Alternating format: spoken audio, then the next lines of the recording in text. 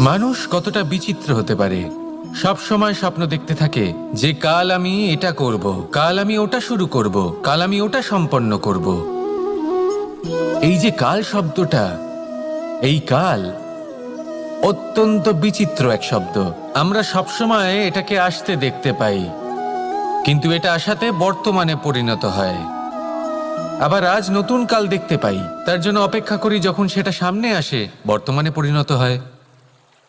এই কাল সবসময় একটা মিথ্যে সান্ত্বনা দেয় যে সে আসছে, কিন্তু সে কখনোই আসে না। যেটা আপনার হাতে রয়েছে তা হলো আজ, বর্তমান। তাই যা করার আছে, যা সম্পন্ন করতে চান, যা শুরু করতে চান, আজ করুন, বর্তমানে করুন।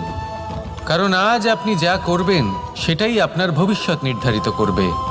ভবিষ্যতের বিষয় ভাবতে থাকলে ভবিষ্যৎ সুন্দর হবে না।